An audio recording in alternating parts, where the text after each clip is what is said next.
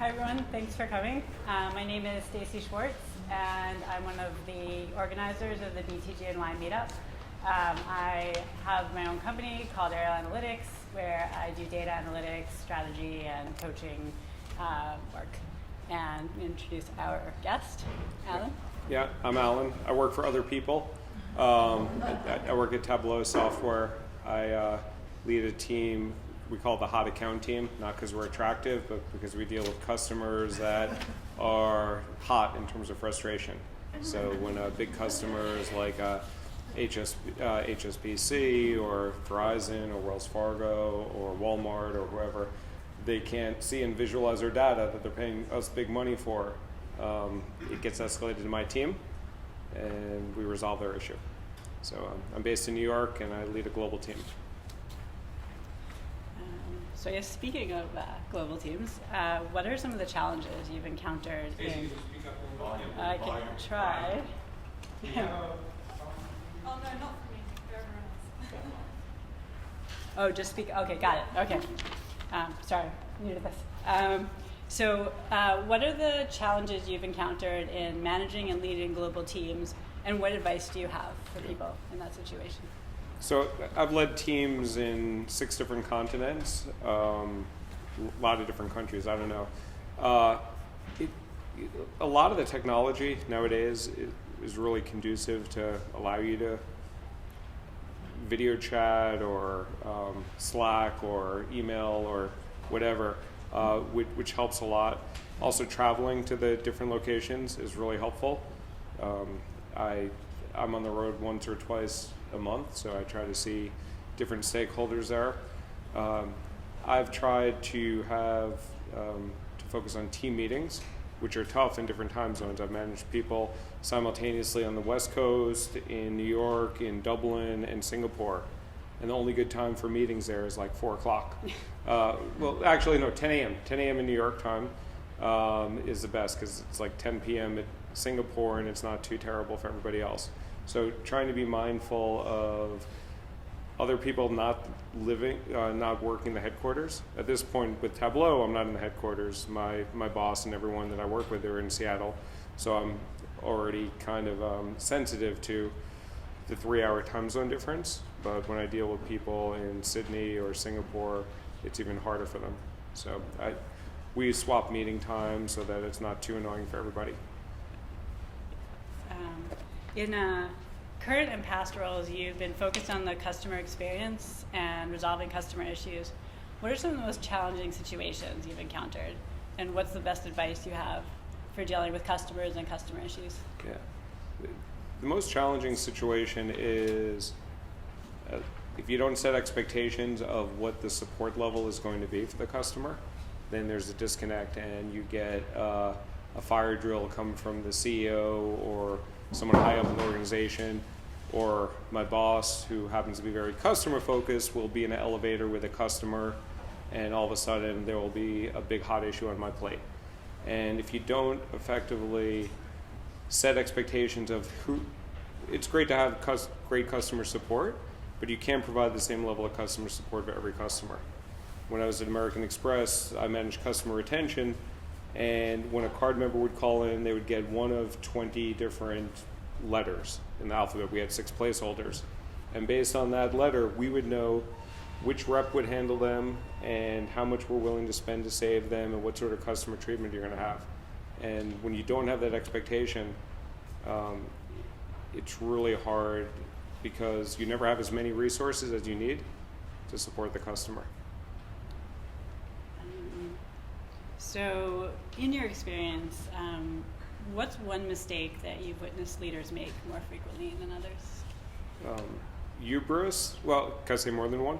Sure. Okay. Go for it. Hubris and not leveraging their team enough. Their team's the ideas of their team, the strengths of their team, thinking that they need to provide the answer for every question. And I don't know if that's a lack of confidence. Early on in my career, I felt like I had to have the answer for everything and be in every meeting. like you just can't do that at a certain point. You need to hire people that you can trust and empower. So I think hubris of people thinking that they know the right answer without soliciting feedback from people that are closer to the problem, and not delegating effectively.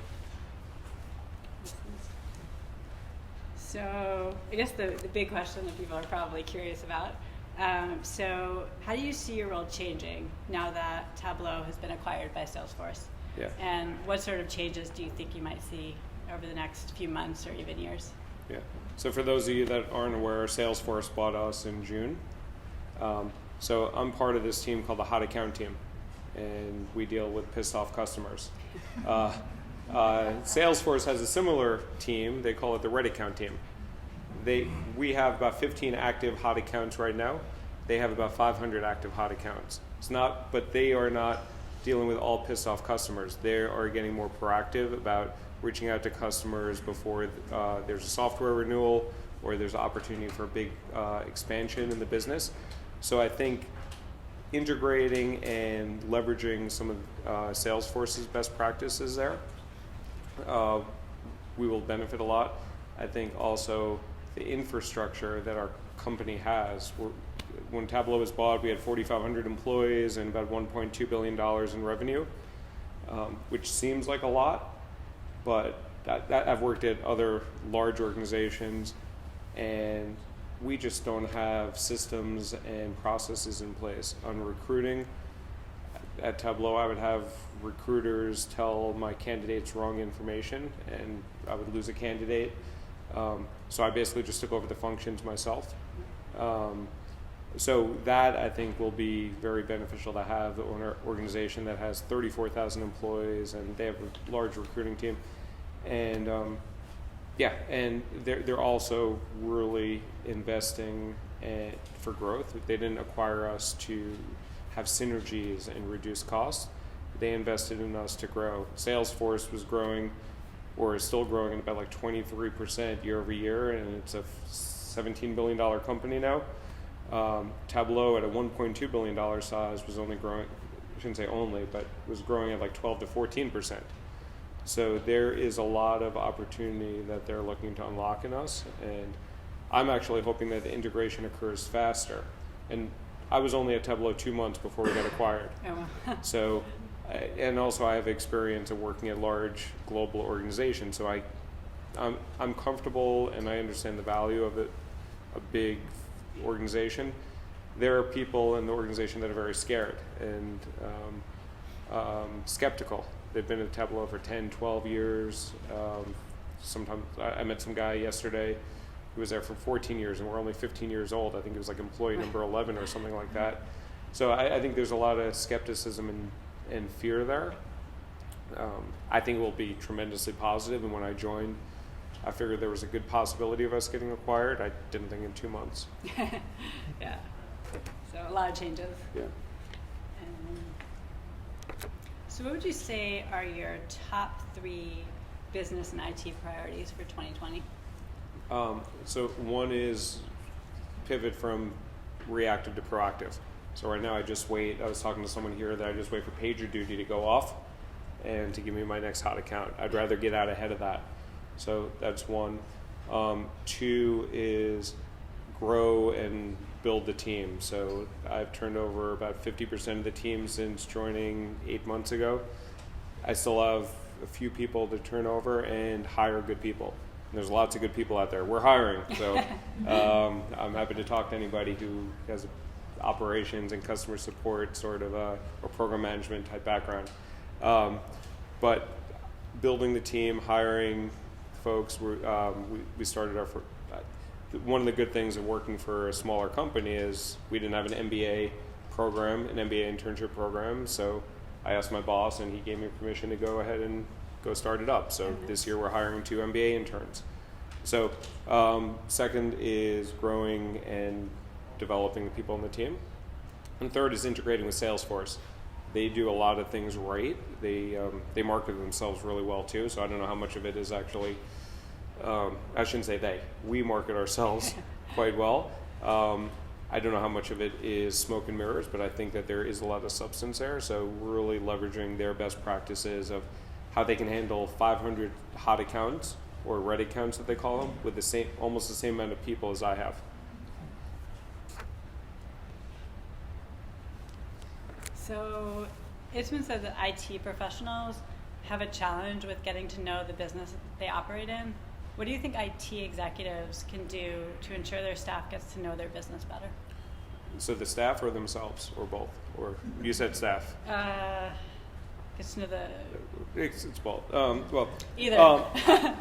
I think get in front of the customer as much as you can, and some jobs don't really allow that, but if not, understand the questions and concerns that the customers have. So I've been in very customer-centric organizations for basically my last 20 years or so. So it's pretty easy for me to get in front of the customer and ask them questions, whether I'm asking them directly from a meeting or at American Express I was call listening, so I would listen to 10 calls a day of customers canceling their card and trying to understand what they were saying and what their concerns were. Here at Tableau, several people have come up to me and said that they use Tableau, and they've said that they've had challenges because they're using it like Excel. So that sort of information is really helpful to understand. I deal with most of my career has been dealing with pissed off customers. So at American Express, it was people that were canceling their card. At Google, it was working on when there were ad outages in the ad technology. I worked on a Super Bowl ad in, I think, 2013 when it wasn't serving on IE. And so, like, I just deal with pissed off customers all the time. So I have a little bit of a negative, I get a very skewed view of customers. So I worked at American Express, which is one of the most respected brands in the world. A lot of you guys are probably paying a premium for that card in your pocket, but I just heard the worst of it. So it's, I think it's important to know that, and I think it's also important to know listen to your avid fans, like the net promoters of the organization, to understand what they are paying. Most of the companies I've worked for are, not most actually, Google and Facebook gave away their stuff for free. But Amex and Tableau are premium companies. They charge a premium for it. So there are reasons that the customers are willing to spend tens of thousands of dollars for Tableau rather than get Power BI for free. Or the American Express, people pay $450 for Platinum card as opposed to getting a card for free. So understanding why the customers love the brand, understanding why they hate the brand, and yeah, so like ask customers. I've always been in businesses where even at cocktail parties, you can run into people that have used all the products that I've worked with, so that's nice. I guess not everyone has that benefit, but outside of that, get in front of your customers. I've never been in a company where I've asked, hey, can I go on a customer call?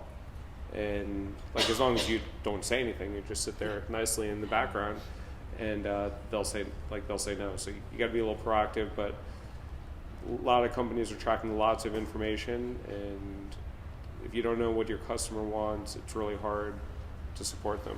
So you talked a little bit about recruiting before. So if you're faced with sort of two equally qualified candidates, how would you determine who to hire? Yeah. So I like this question because I deal with this a lot. And this is even how I decide on resumes. So this is not a politically correct response, and I'm careful with what I say to HR. But I give bonus points for groups that have not been advantaged in the past. So I basically, like, if it's a woman, if it's like an African American or Latino person, or someone, or something on the resume shows that they've, like, the first person to go to college in their family. Sometimes people will forward that information. I'm looking for people that have had to fight a little bit harder, and like diversity is a big focus of mine. Like my team, we've increased our team diversity from 20% to 33% in the 8 months that I've been there. It's something I focus on. But I think going through, like I was a white kid growing up in Long Island, a white straight guy in Long Island. So, like, I had everything that I ever needed. My parents, fortunately, encouraged me to work, and I've been working since I was 14. But there were other kids going to my high school that were just getting strung out on coke on, like, they called it Coke Hill, in the same parking lot that, like, they were just, I'm sure they're very successful now. But I don't think they had, like, because they're from families that are well-to-do, and they were going to Penn and Harvard and Yale, and I went to Binghamton. Yeah. Well, I was there when they were Colonials. Now they're the Bearcats. I don't know. Yeah. But like people like I just spoke to a guy today that went to Binghamton, and I appreciate that. Like I've been trying to get into Hunter College and try to interview people from there. It's hard though because I'm hiring mostly in Seattle. But short answer is I look for people that have demonstrated some sort of grit, hustle, passion, people that actually follow through. Like a thank you note goes a far way. It's amazing how few people will send a thank you note. Written or email? Email. Okay. Like, oh God. I don't even know I'm if just it, wondering. I don't even think my anyone does address that is on my anymore. business Wax card. seal. If someone actually mailed like a written thing to my house, No, it would take me usually like it's 2 or the 3 office. weeks to even It's look at usually it. to the office. Yeah. If they do it, which is, I don't know. Well, when I started out in my career, I used to like mail resumes and mail thank Yeah. you notes, and but now like it's amazing how few people even shoot an email note like, "Nice chatting with you today. I'm excited about the opportunity." It doesn't even have to like be well thought out. Just thanks for your time. Yeah. Like I'm about to hire someone for a role now. There were 5 candidates. One person sent a thank you note, and that's higher than usual. So like gratitude, I guess, is another thing. Yeah. What about cover letters? I don't read them at all. And this is me. So I was at a University of Washington MBA event, and they asked if they're going to, like, they should submit a cover letter. It's like only if there's something in your resume that I'm going to gloss. Well, actually, I was like, no. Like I thought through it. I'm not going to read your cover letter. So if you can convey something in a standard way that the user being a hiring manager, is going to look at, no, I'm not going to look at your cover letter. So I spend about like 10 seconds to 60 seconds on a resume, and if they can't convey quickly to like draw my attention to something early on, it's much easier to reject someone than to like spend more time on them. Yeah. Yeah. But that's me. So there might be some people that require a cover letter and but for me, like I never read them. Yeah, I just do them just out of curiosity. Yeah. Because there's a lot of debates about whether they're useful or not. So where would you say great ideas come from in your organization? The people closest to the business. A disproportionate amount of ideas are executed from above. That like some big leader will come up with an idea of, oh, we should, I don't know, I can't think of a good stupid idea off the top of my head, but there's plenty of them.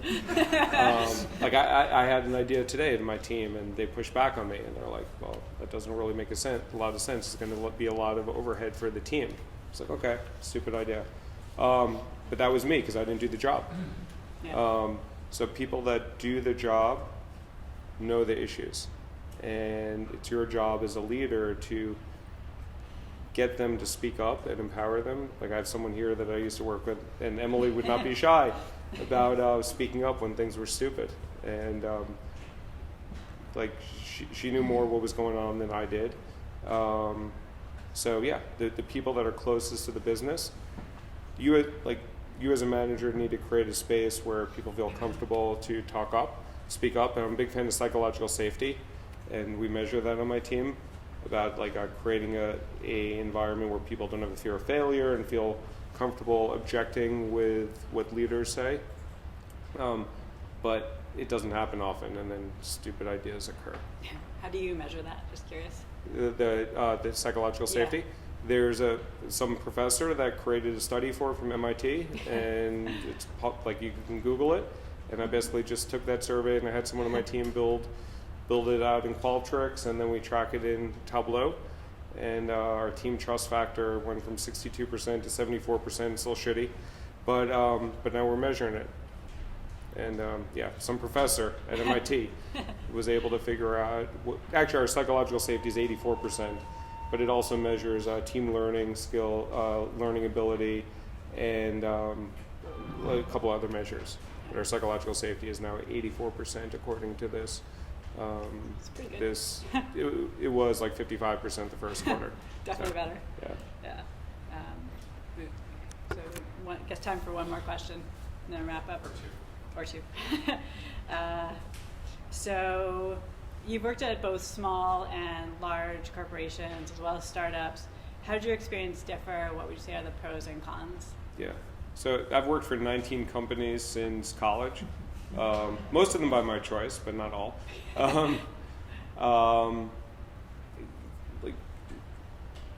I find there's more consistency of expectation for a large company. So you can do research on it, you can look at Glassdoor, you can speak to people that have been there. So my expectations were generally met at big companies, whereas smaller companies, they all seem pretty cool from the outside, and there's not as much research on it. I think I have a small sample set of I've worked for 4 or 5 small companies. You can do things faster, but you're not surrounded by as good a talent often, or at least in my sample set. I've worked at big companies that are attractive employers, so they get good talent. So I think you get consistently better talent at large organizations because I think they recruit better. They have, in general, a better performance management process. There's gaps in it. And the resources are really great. Like the fact that I have to do phone screens now, and we're a fairly sizable company, but at Amex and Facebook and Google, my recruiting team would give me 5 candidates that were finalists, and they were really damn good candidates. Google made it really easy, and Facebook, if you had problems with your laptop or your computer, you just go to TechStop or the IT help desk. It's like Genius Bar. Yeah. And they just help you, and they make you so much more productive, and they actually focus on the productivity of their employees. Whereas I worked at a startup called Andela, and I was VP of operations, but I also had to make sure the toilet paper was in the bathrooms. And I had to find a woman on the floor to go into the woman's room for me to check that out. So, but I was also making big decisions of figuring out the IT infrastructure for our Lagos office, so that was pretty cool. There's pros and cons of both. It really depends on the stage of your career, what you're trying to get. Usually get paid more from big companies. There's more upside in the smaller companies, but a lot of the small companies don't wind up working out. I used to work in venture capital, and we had the rule of a third. A third of companies would go out of business. A third would return the money to the investors, not to the employees, but to the investors. And a third would carry the results of the company. And as an employee, you don't know which third of that bucket you're in. Yeah. And even if you're in that top third, if you're not early enough on, you don't get enough of the upside, and you're dealing with a lot of that downside of filling the paper towels in the bathroom. So there were cool things too. I got to play starting center field on the softball team at that company. At Google, I would barely get called for the softball team because they had too many people that wanted to play. So there's pros and cons. Okay. I think that's it for questions. I think we'll take questions from the audience now. So first off, I think we're doing a bad job of not telling you what we need from you. So, and Tableau specifically, we go back and forth with customers multiple times until we get the information that we need. So I think we should be doing a better job of asking that information very specifically up front. For your particular issue, I'm not sure, but what I can say is if you are working with the support team at Tableau or Workday or whichever company you're working with, and you have a relationship with that person, ask them what you can do to be a better customer for them, because it's in both of your mutual interests. You want the problem solved as quickly as possible. The other person on the other end of the line is measured on TT, like time to first response and total resolution time. So they are measured on that. They are, and also if the company is good, they'll send out a CSAT survey as well. So they care about delighting you. So if you actually ask the person, say, hey, I know you have a tough job. First off, the company should be doing it, but the companies don't do that. But if you say, how can I help you help me as as efficiently as possible, and you can develop that bond with that individual, you will probably get a hell of a lot better service, because they are not they are measured on time to resolve, time to first response, sometimes frequency of update of how quickly they're updating you, and also CSAT. So that's in their motivation. So they're aligned with you, but then there's a disconnect that they are probably not doing a good job of asking you specifically of what to provide them. So then you can go, not that you need to do this, but to cover the gap that you're not getting, ask them, how can I best help you get your metrics that you're focused on? If you do have the specific information up front, that's always helpful. But sometimes you may be providing information that is not relevant to the individual. So you may be spending a lot of time gathering information that you think is helpful, like, oh, the system only goes down on Saturday. Well, that has really nothing to do with our system. So if you reach out, so hopefully you have a support organization that is responsive. Our team is sometimes not that responsive, and if I told you our SLAs, I probably should not share them, maybe over a drink later. But if you heard them, it would be not what I would expect. But ask them, what information can I best provide you to help you you resolve this issue for me? You can just be as direct as that. Hopefully you'll get a response. There's another problem, like right now we have, I think, 600 tickets in our backlog. So it will take X number of, I would hope hours, but probably days, until someone's even going to look at that. Unless you're a premium customer, then you go down the fast track.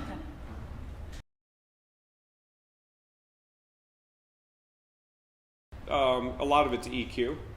So like listen to what the problem is. Find out the sense of urgency. Something we did at Google is we created Name Your Own SLA. So ask we haven't done this at Tableau, but it's something we're toying with, of when do you need this resolved? Because if you don't need this resolved till the end of the month, let's find out that information now. So ask the customer, understand what the issue is, empathize with them, which my team is not great at, but the empathy, I think most customers actually don't really care. It's just fix my issue. So understand what the issue is, understand what the time constraints that you're dealing with, and be transparent. My team's doing less so now, but when I joined, and a lot of support teams do, they don't want to deliver bad news. So they'll be like, oh yeah, we should have an answer for you by the end of the week. But if they really spoke to the development team, they would know by the end of the week they're going to decide how they're going to prioritize the issue. And then they got to go into their 2-week Scrum cycle and figure out when that's going to be fixed. Then they got to test it. And it's probably not going to be resolved for the customer for 4 weeks. So I would much rather set expectations and exceed expectations than to overpromise and underdeliver. So that's what I'm trying to teach my team to do. They're doing a lot better job. But people are afraid to give bad news. But if the bad news is going to come, you're better off sharing it sooner than later.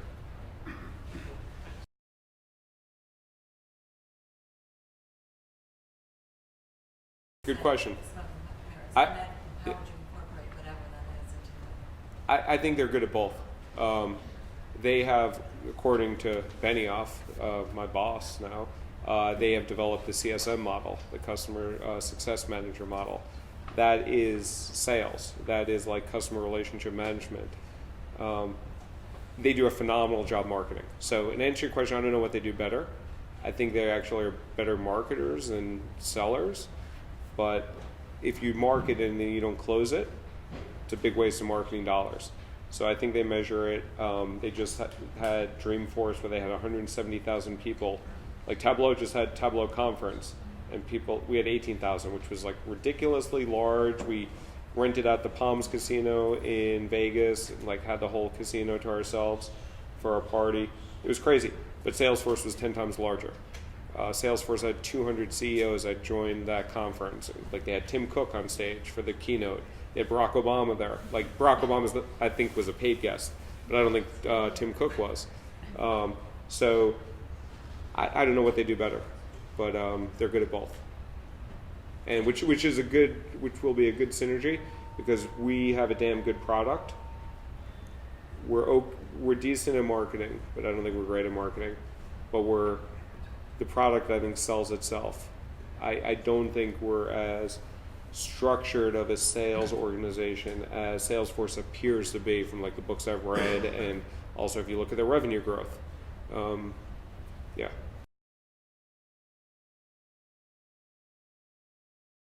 Salesforce's number one value is trust, and they're really focused on the customer trust. And they will, from my impression, I guess I'll see when it's like the end of the quarter and people are trying to meet their quota, but they're really focused on building the trust of the customer and investing in the long term. I think Tableau in my 2 quarters here is a little bit more short-sighted in terms of meeting the quota. Maybe that's going to happen in Salesforce too when I see what's going on there, but they're very focused on the customer trust, which I think is the right thing to do. So at Amex, we had algorithms on it. So we would have people that would call in and they would have like an A to Z score. But I never thought I worked at a company where if the customer disrespected us, I had the authority to say, tough noogies, get the fuck out of here. I don't feel like I have that here either. So it's not like the customer's always right, but the customer's paying you money, and I don't like when they disrespect my team, and I will interject there. But you try to. I don't have a good answer for it. Most customers are very reasonable. Most customers are very rational, and it's in their best interest to work with us to get their issue resolved. But there are disrespectful customers, and I used to be disrespectful like to customer support representatives at Time Warner or now at Spectrum, just getting so frustrated because no one likes their cable company. But you realize you're working with a human on the other side of the line that has 4 options on their screen, and they may want to go to the 5th option if they like you, or they may just say F you. It's really hard for my team to support angry customers. Customers are angry, and some customers are irrational, but the disrespect, that's hard. That's pretty rare, fortunately, but one of my accounts this year was really disrespectful to my team, and I was like, just try to solve it as quickly as you can, and get them out of your like responsibility. But yeah. Well, thank you, Alan. Sure. That's great. Sure.